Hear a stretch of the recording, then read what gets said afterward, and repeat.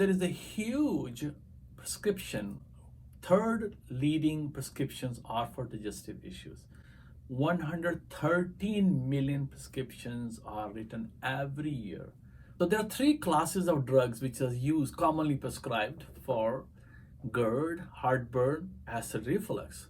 And the first class of drugs, which is called proton pump inhibitors, or PPI for short, like the Nexium, Prevacid, Aciphax. So these are different drugs which are used for reducing the acid. So funny, I will tell you a little later that people don't have a excessive acid.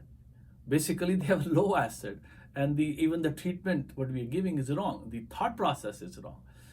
But these have lots of side effects. There has been studies which has shown that if you take it more than 1 year, you have a 25% chances of having increased fractures, especially in elderly people, hip fractures. And when people get hip fractures, there is a lot of deaths happen. Around 60% folks can die, even in America, with hip fractures. So there's a huge burden on people when people get hip fractures, especially in elderly age. Then also you cut down the acid production. When you cut down the acid production, you're not making enough B12, because that's very important for the body to have the acid to have a B12. And you also have less magnesium, and less magnesium leads to the heart disease and more heart attack.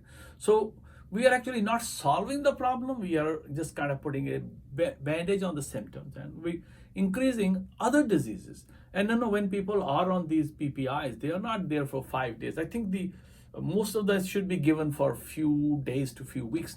But I have seen lots of folks out there who are on them for years and years. And no doctor even just try to look at, say, hey, this is a bad medicine for you. You should not take it.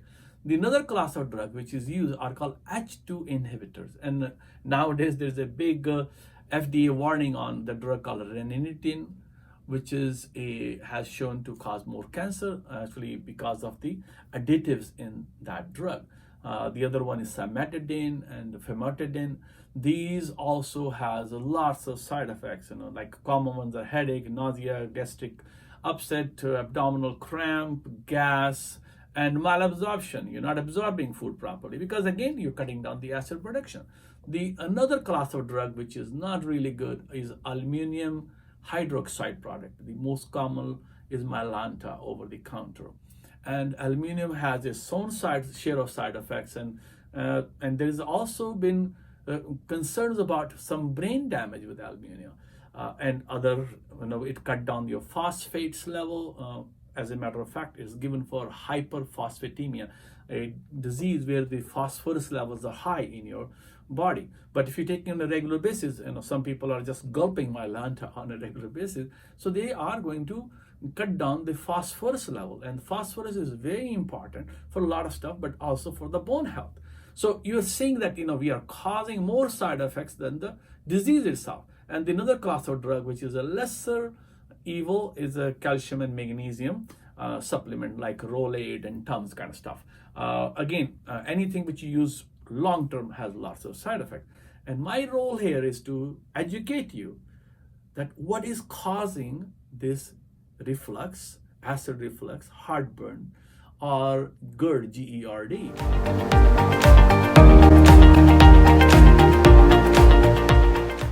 Nobody knows for sure. But one thing which we have seen, like there are foods which will trigger, like spicy food, especially fried food. When we have spices and fried food together, bad combination. Garlic, cayenne pepper, black pepper, especially in the fried form, will irritate more people. Then your coffee irritates your gastric mucosa. The lining of the intestine inside your stomach and esophagus get irritated, and that causes problem. Then the alcohol, again, does the same thing, irritate your linings, and then you have issues with it. Smoking is another issue. When people smoke, they are irritating their linings, internal linings of your stomach and esophagus, causing more problem. So what happens, the acid reflux is happening because the valve, the sphincter, when you eat food, there are a lot of valves, and otherwise the food will come from one end to go to like a pipe, but it is being stopped. So when there is a food, you're chewing it, it passes into your esophagus to your stomach, and there is a pyloric valve, sphincter. So what it does, it's when the food goes in, it just closes. When you have the valve is properly closed, the acid cannot come up there. But when you have irritation, when you have a low hydrochloric acid, listen to this one. When we have low hydrochloric acid, the valve relaxes. So the stomach acidity is very important for the valve to get closed. And we are treating it with the proton pump inhibitors, which is actually lessens, or H2 blockers, which is lessen the acid production. It's not the problem. The real problem is the inflammation in your intestinal linings, in your esophagus, in your stomach lining. And why there is the inflammation? Because of either you're eating too spicy food, too hot food, you're eating too fast, you're consuming alcohol, caffeine, food allergies, food sensitivities is one of the major cause of reflux, acid reflux, heartburn, and GERD. And if we're not looking at what is bothering us, we're just trying to put a band-aid on the issue without solving the whole issue. So you can see that, if you're not looking at the cause of it, you can be popping in this Rolaids or Tums or proton pump inhibitor, H2 blockers, or Mylanta rest of your life without fixing the cause. So what we need to do to fix the cause of it? First, avoid these allergens which causes, so smoking, coffee, alcohol, dairy product, milk, and like a yogurt, even butter and the milk, cheese has been shown to cause more issues with the gastric mucosa. Avoid them. Gluten. A lot of folks out there has issues with the gluten. So gluten is in 5 grains, in your wheat, in barley, in kamut, in spelt, in rye. These 5 grains can have issues, and for some people, not everybody, but some people. So I think it's up to you. You can avoid it for some days, 7 to 10 days, and see if your symptoms goes away. You found some reason. Then what you can do is also, there are certain foods like we call nightshade family: tomato, potato, bell pepper, eggplant, chili powder, cayenne pepper kind of stuff can also create a problem. Garlic, I've told earlier. Onion sometimes bothers people too. So these are the things which can create more issues for you. And if you avoid those things, you'll be surprised to see your symptom gonna subside. Also, you need to see if you're digesting food properly. So what happens when you have a low hydrochloric acid? You're not digesting food properly. So we needed to see what is causing my low hydrochloric acid. Is it because you have food sensitivities? Are you eating food which is not very conducive to your health, which is not what you should be eating, and now you're causing the whole problem with it? Okay, so what you can do to change your acid reflux, heartburn, and your GERD? Avoid spicy food, number 1. Avoid milk product, number 2. Avoid gluten-containing food. Avoid nightshade, potato, tomato, bell pepper, eggplant, chili pepper. Avoid alcohol, coffee. Now, once you avoid it, your stomach lining will heal. Stomach line heals very fast, by the way. 7 to 10 days later, you can have a brand new stomach lining. Everything in the body heals and replaces with the new cells. But we need to give it a chance to. If you don't give it a chance, then it was never going to heal. We just go on irritating it again and again and again. As I said, that majority of the folks out there does not have a high acid, they have a low acid.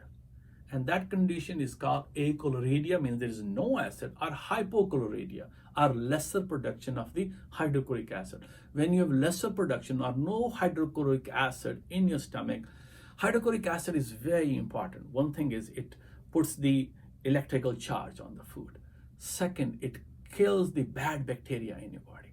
It also makes the food acidified, which is ready for to go to the next step in your small intestine, so that there are different sets of enzymes can comes in. If you not have enough acid in your stomach, the hydrochloric acid pH is 1 to 3, which is pretty acidic, and it's that acidic that if you put on your body as it is, it can put a hole. But stomach lining has special cells which secrete mucus, which is they are called goblet cell, and it actually protects the acid from not creating any problem for us. But as your stomach linings are inflamed, now the same acid is causing the problem. So you understand the reason now why we have it. So you have to give a rest to it. And otherwise, if you get hooked up on these drugs, all those different classes of drug, you're not solving the problem. You're making it more worse. Now, what you can do? Okay, first thing is stress.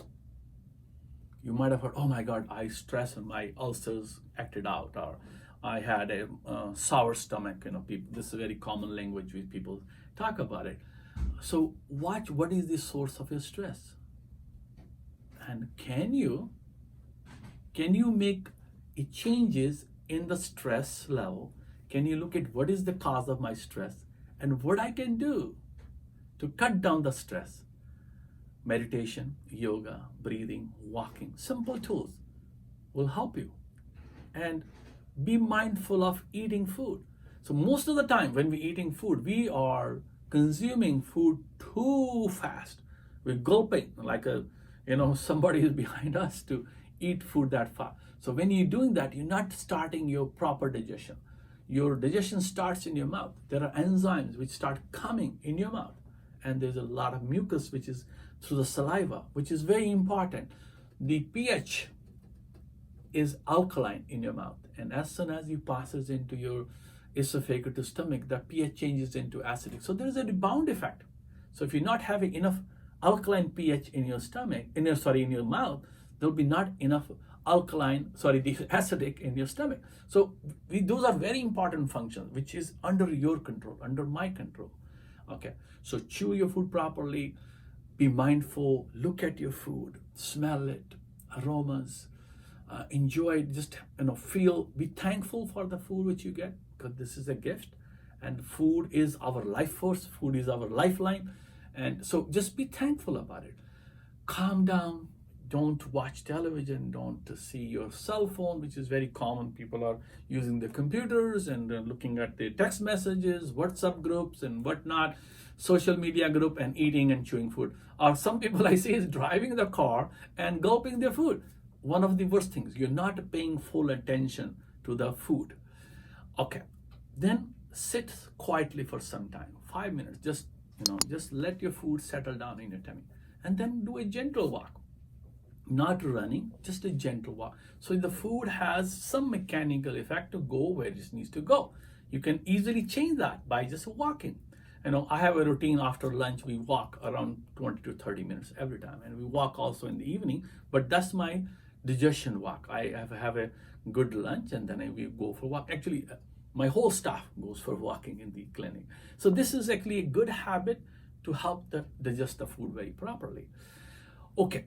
Then you can avoid drugs like aspirin, ibuprofen, Tylenol, antibiotics, lots of other drugs. If you don't need it, don't use it, because they create inflammation in your stomach lining.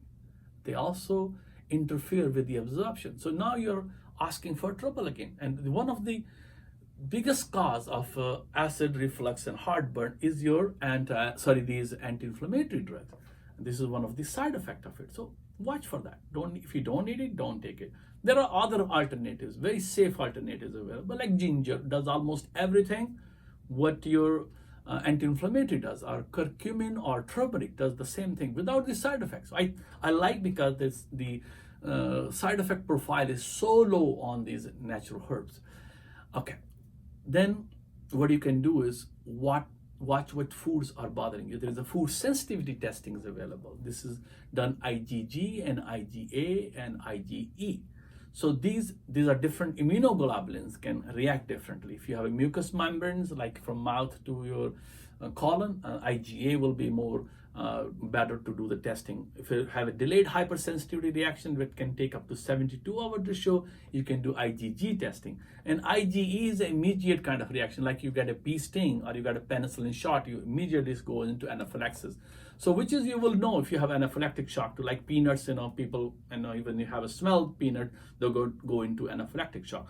So most probably people will know if you have anaphylactic shock, but IgA and IgG, people has a hard time finding that kind of reaction. But these tests are available and those can be found from that one. Okay.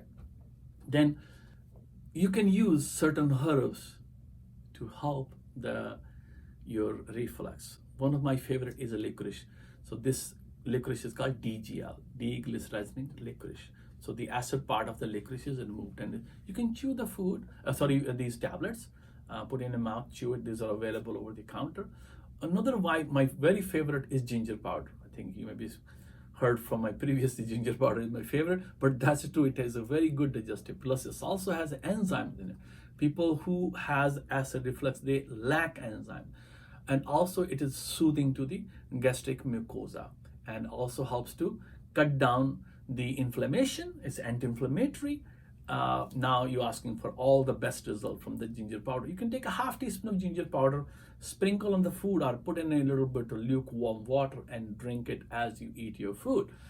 Then enzymes, digestive enzymes are good for the probiotics, because the gut flora, mostly people has the imbalance in the gut flora. As you know, there is 100 trillion cells in the body. There's a 1,000 trillion bacteria in the body. When there is an imbalance in that bacteria, you get a problem. So you can just easily correct it by taking probiotics. And there are lots of strains of probiotic available. And you can also eat probiotic rich food, or food which creates more probiotic, like anything which has a fiber. So those are like vegetables, jicama, kale, chard, radishes, carrots,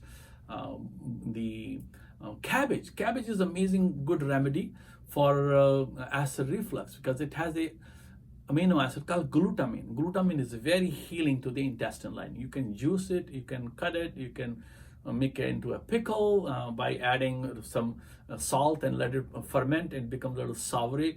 Very nice, like kimchi. You don't want to put the red chili powder in it, but you can, without chili powder, you can make it too. So these foods has amazing properties of promoting good bacteria, plus also healing the intestinal linings. Then there is Ayurvedic herbs, and this is amazing what the effects. I have so many patients who has acid reflux, and by using this herbal combination, they completely got out of this trouble. Of course, they have to watch their diet. So one is your cumin powder, coriander powder, fennel powder, dill seed powder, cinnamon, and ginger. So these spices, you take them eco-powder. I prefer to use them in whole and then freshly grind it, because then you have all the active principles present in them, as active as it can be. And now you take 1 tablespoon of that after each meal, and you'll see your digestive issues are getting better every day. And you can also eat probiotic rich food like sauerkraut, kimchi without the pepper. Also, fresh fruits and vegetables has a naturally occurring probiotics in it. Yogurt can be good, but some people has allergy to dairy, so they cannot eat yogurt. So if you follow these directions and you do your breathing exercises, I was very happy to report that I saw one patient yesterday. She has diverticulosis and diverticulitis, which she has come to me for many years, and I saw her after 3 years yesterday, and I asked her to do the Kapalbhati. We have talked about that previously. This exercise fixed her stomach. Her stomach lining was, so the belly was so flat, and she has no pain, and her digestive system was so happy. So this is also good exercise, doing Kapalbhati, because the stomach, esophagus is also a muscle, and when your muscles are stronger, they actually help the body to do the function normally, and they will function normally, and your body will be happy, and you fix your digestive issues. So this is what you can do to help with your acid reflux, your heartburn, and GERD. This is Dr. Virendra Suri first Ayurvedic and naturopathic medical physician in USA. If you like this, please subscribe to our channel, and we'll be very happy to create some videos. If you have any questions, please send us your questions. And if you want some more videos of your interest, please send us. We will be very happy to create for you for the education. My purpose is to create a disease-free society. Namaste.